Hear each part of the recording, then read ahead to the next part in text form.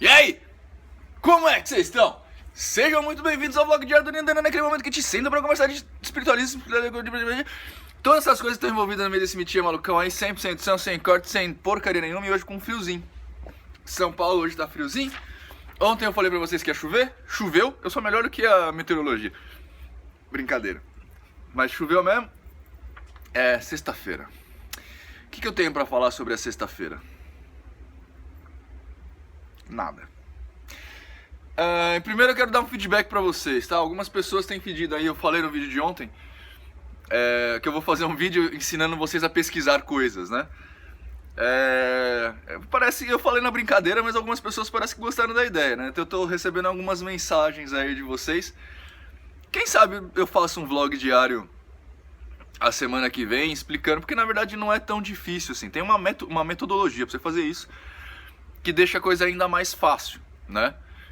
Mas não é tão difícil quanto parece, não. Se vocês quiserem também, eu trago um exemplo das minhas pesquisas, como eu pesquiso, por exemplo, para trazer os vídeos para vocês aqui, para conseguir fazer uma pesquisa pesada em uma semana, essas coisas todas.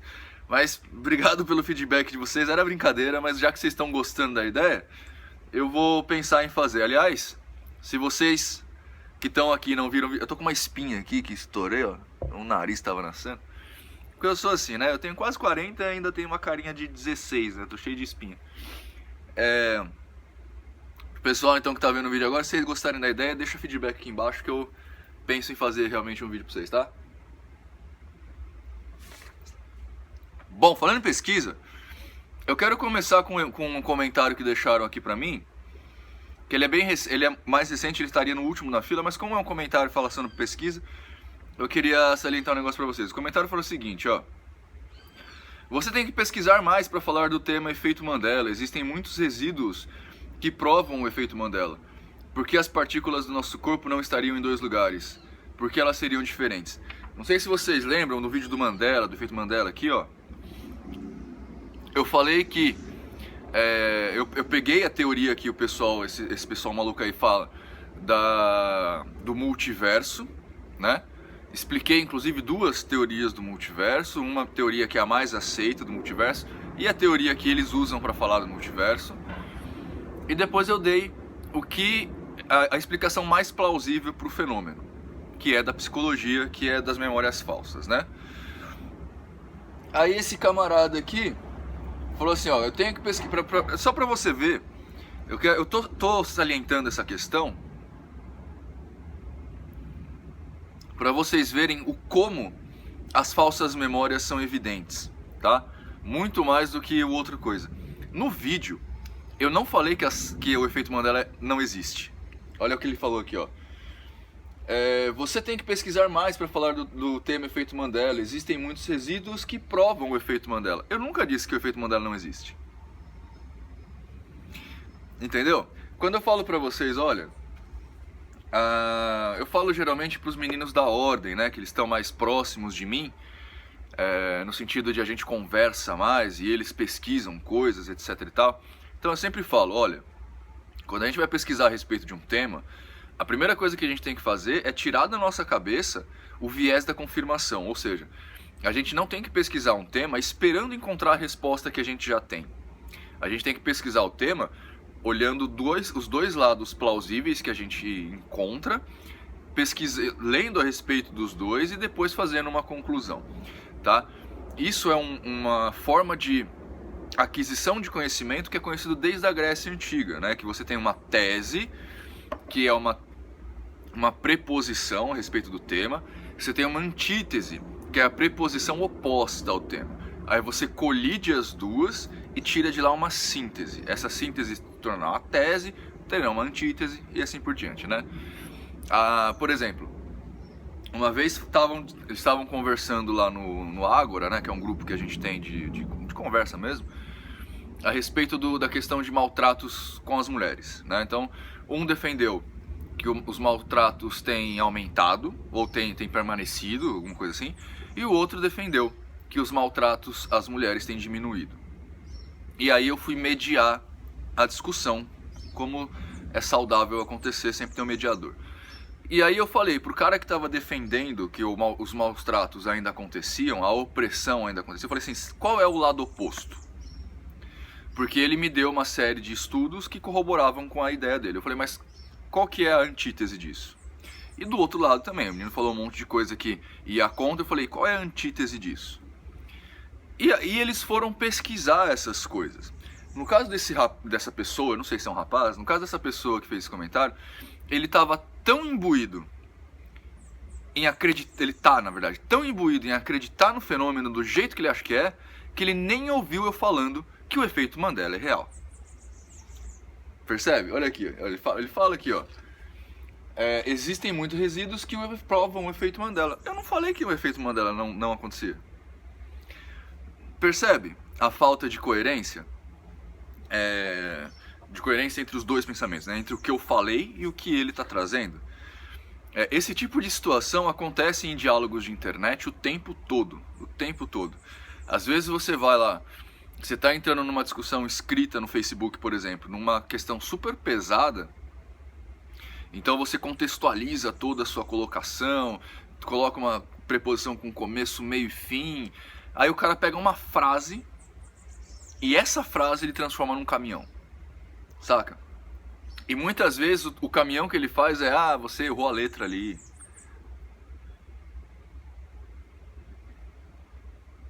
Como se isso fosse mudar a veracidade ou não do argumento, sabe? É diferente você errar a pontuação, por exemplo, que às vezes aí fica difícil de ler, né? Vocês veem aqui, eu às vezes, o que acontece, né? Eu até, às vezes, alguém pergunta aqui pra mim fazer, sabe? Tipo esses negócios. E aí eu nem corrijo porque dá pra entender, né? O mim não conjuga verbo, né? Mim não seríndio. Mas tudo bem, dá pra gente entender, a gente vai embora. Agora, quando é pontuação, aí fica meio difícil de ler o negócio tá escrito, você não entende de verdade. Mas uma das coisas que a gente tem que fazer na pesquisa é tirar esse tipo de conclusão, sabe? Então assim, Nino, que nem eu efeito Mandela, né? Todo mundo pergunta, Nino, fala do efeito Mandela, efeito Mandela, efeito Mandela. Eu fui atrás do efeito Mandela, né? O que eu fiz primeiro? Peguei a teoria de quem defende o efeito Mandela. Depois eu peguei a teoria oposta a quem defende o efeito Mandela. Bati as duas e vi qual que fazia mais sentido. Qual que é a teoria do efeito Mandela aqui das pessoas que defendem? É porque tem um multiverso quântico. É porque tem um multiverso. O que justifica o multiverso? A sobreposição quântica. Então eu fui atrás do que é um multiverso. Peguei a teoria mais aceita do multiverso, que é aquela dos vários Big Bangs. Mas não é essa a teoria que eles defendem. A teoria é que existe um multiverso por causa da sobreposição quântica. Então eu fui atrás de saber o que é superposição quântica. Aí eu vi que a superposição quântica, a própria física quântica, não diz que isso não é possível. Então, eu falei, bom, a própria teoria deles está falando que isso é impossível. Mas qual que é a teoria oposta? Aí eu fui atrás e descobri o lance da psicologia, nas memórias falsas lá. E aí eu trouxe para vocês o resultado. Percebe? Eu não fui querendo desprovar o efeito Mandela. Eu fui buscar os dois lados da moeda. Colidi o negócio e trouxe a resolução para vocês. O vídeo de Maria Madalena, por exemplo, tá aqui, ó. Né? Uma galera fala que Maria Madalena foi prostituta, tarará, tarará. Outro vídeo fala, outra galera fala que Maria Madalena foi parceira de Jesus. O que eu fiz? Busquei os dois lados da história e trouxe uma conclusão para vocês. Né? Os evangelhos proibidos também tá aqui. O que eu fiz? Busquei os gnósticos cristãos, busquei os ortodoxos cristãos e trouxe a resolução para vocês. Não dá pra gente fazer uma pesquisa, isso é muito comum no Brasil, não dá pra gente fazer uma pesquisa decente buscando só aquilo que a gente quer acreditar. Isso não é uma pesquisa, isso é uma confirmação daquilo. Isso não te dá a abertura de você conhecer coisas novas, porque na verdade você só está justificando aquilo que você já acha que sabe, entendeu? Que é perigoso, na verdade. Porque isso faz com que você se perca na sua própria psique, na sua própria rede de informações, e isso não deixa você aprender. isso se torna um comportamento religioso, né? O que é o comportamento religioso?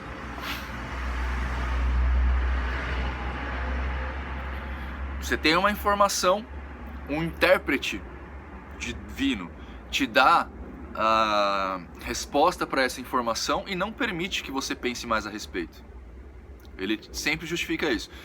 Ah, fazer sexo antes do casamento é errado. Por quê?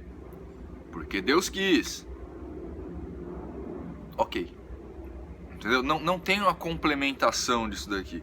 Ou se a complementação vem para isso daqui, que o intérprete falou, vai ser sempre a conclusão que vai justificar o que ele está falando. Nunca vai ter os lados opostos.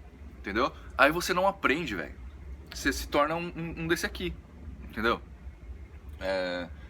Por que as partículas do nosso corpo não estariam em dois lugares? Por que elas seriam diferentes? Eu não sei. Eu não sou físico teórico, tá? Aparentemente, nem os físicos teóricos sabem, pelo menos pela pesquisa que eu fiz. Eu não sei se existe uma resposta para isso.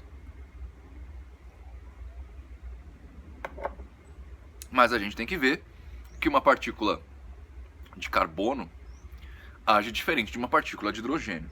Então, é bem plausível que as partículas que compõem o nosso corpo ajam de formas diferentes por N motivos, tá? O fato da ciência não saber que uma coisa aconteceu não quer dizer que ela não... O fato da ciência não saber por que uma coisa acontece não quer dizer que a coisa não aconteça, tá? Se a ciência não descobrisse que a gravidade existe, a gente ainda continuaria preso no chão, a gente não sairia voando por aí. Então, sacou?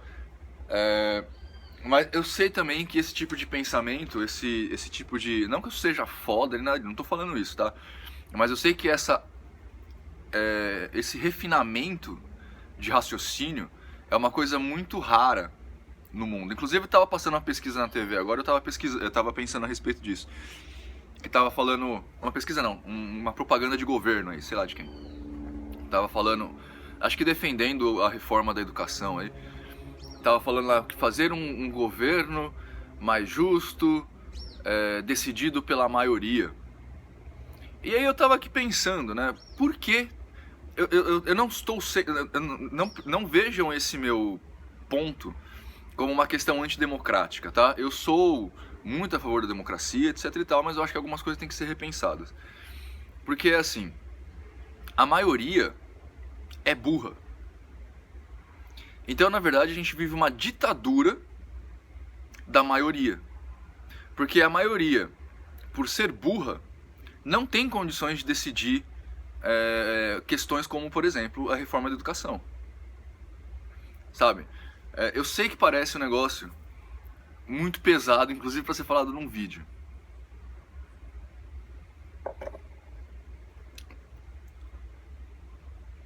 Mas existem certas coisas que a gente tem que tomar cuidado, sabe? Porque, por exemplo, nos Estados Unidos, quase metade da população norte-americana acredita que a Terra é plana. E lá tem um peso muito grande a Fundação Templeton, por exemplo, que é uma fundação criacionista, que ela quer porque quer colocar o ensino de criacionismo científico na grade curricular da escola, saca? É lógico que nos Estados Unidos, por sorte deles, por competência do povo de lá, questões religiosas não podem influenciar na política, entre elas na educação, né? E o criacionismo científico ainda é religioso, então tipo não tem como eles colocarem lá, já foi pro tribunal diversas vezes a Fundação Templeton perdeu. Mas eu penso, se aqui no Brasil isso acontecesse, porque aqui no Brasil efetivamente a maioria não sabe e não quer saber, tá? Eles não têm esse lado. É claro que quando a gente está falando de criacionismo,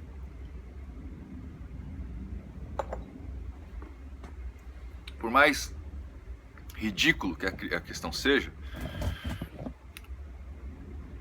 a Fundação Templeton apoiou muitos cientistas por muitos anos, inclusive antes dela se tornar a Fundação Templeton, ela eram outras fundações, né?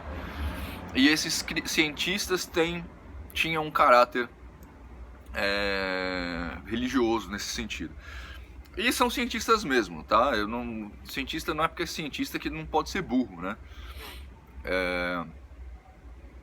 E também eram cientistas de outras áreas, nenhum deles era geólogo, por exemplo, assim, para saber, ou biólogo, né, para saber, ou etólogo, para saber estudar a fundo, fazer campo, inclusive, de especiação, essas coisas todas.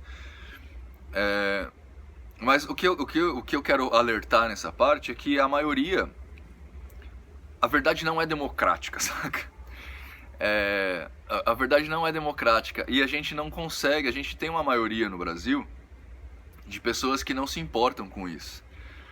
Tem uma galera que às vezes vem falar, não, nem pra mim não usaram esse argumento, mas eu vejo, por exemplo, no canal do Pirula, que é um cara que eu admiro bastante no sentido científico da coisa, que ele fala às vezes, porque...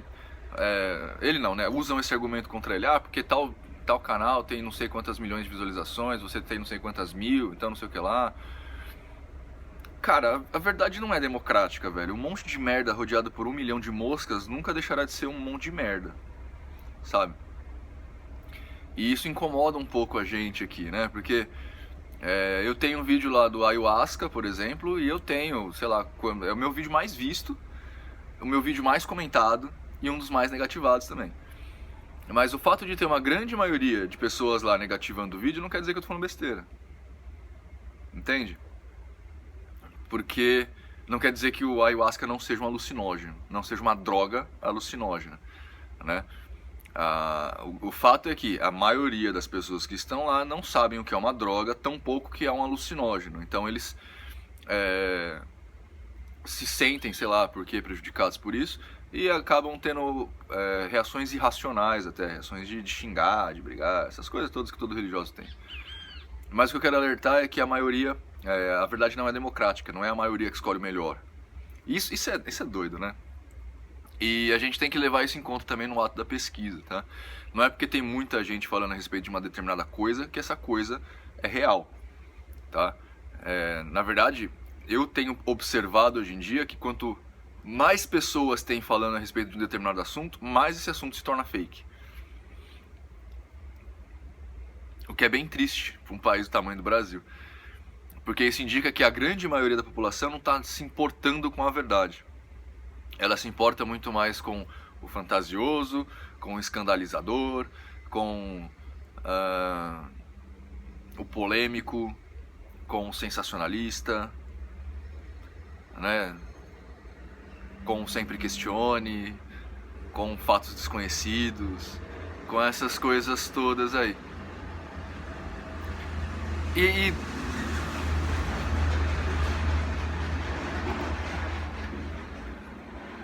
isso vai criando uma série de falsas verdades pra gente que a gente vai... sei lá, já desanimei de falar esse vídeo já. Deixa eu... Ai, meu Deus do céu, agora eu tenho que comprar vinho pra passar a noite. Deixa eu ver, né? Tem uma pergunta bacana aqui que vai de encontrar isso, tá? Nino Denani, quando você fala de energia aqui pra mim, nos vídeos, vira um leque, vários sentidos. Na Egon te entendem com facilidade? Cara, a Egon, que é a escola do Grande Oriente, místico, o primeiro módulo, cara, o módulo de entrada, que é esse que tá abrindo agora, né? O Magia, Filosofia do Fogo, Doutrina Ritualística, ele é um módulo para alinhamento de vocabulário, cara. Eu tenho quase 4 meses, 5 meses aí de alinhamento de vocabulário com o pessoal. Pelo menos na parte teórica, tá? Ele é dividido em teórico e prático, na parte teórica é praticamente alinhamento de vocabulário. Justamente por causa desse tipo de dificuldade, né? Quando eu falo energia, e nem só isso, você já sabe, imaginou o que é conversar sobre energia positiva? O que é positivo? É bom? É sutil? É masculino? É ativo? É solar? O que é positivo? Né? A gente tem essa dificuldade de linguajar, assim. Eu tenho eu não sei se ele morreu já, mas um estudioso do espiritismo chamado Valdo Vieira, que eu costumo chamar de Papai Noel do espiritismo, que ele fez um negócio muito legal, mas acho que ele levou muito a sério e acabou se perdendo aí. Que ele criou uma nova ciência, digamos assim, que chama verbetologia, que eram pessoas dedicadas à criação de verbetos de palavras para explicar mais precisamente o que estava querendo dizer. Então, por exemplo, se é uma consciência ativa no sentido de guia, tipo, se é um guia espiritual, eles não chamavam de guia, mentor, porque mesmo a palavra guia dá uma série de bagunças, né? Na Umbanda, guia também pode ser o colar de conta que a galera usa, né? Enfim, eles usavam conscienciex. Então, o espírito que comunica lá é um conscienciex. Eles criavam palavras para facilitar as coisas. Eu já pensei sobre isso, mas eu achei que isso seria muito arrogante de querer criar um novo vocabulário para falar a respeito dessas coisas. Mas, de fato, as palavras enganam a gente, né? Não só a energia, porque a forma de tratar com ela, que é o principal, eu acho, é bem confuso, né? Às vezes, mesmo nos exercícios que eu tô dando com o pessoal lá, eu falo, gente, o que vocês sentiram aí? Ah, Nina, eu senti mais positividade. Mais energia positiva ou felicidade? Entendeu? Então a gente vai causando, a gente vai tentando achar meios do caminho aí pra falar uma língua só, mas ainda assim é difícil. Né? Mas o nosso primeiro módulo é pra isso. Agora você tá falando da Ogon, que é online, aí a gente tem quase um ano de estudo antes da gente entrar nesse tipo de coisa, cara. Beleza? Por hoje é só, espero que vocês tenham gostado aí da reflexão do cinzento. Até segunda-feira.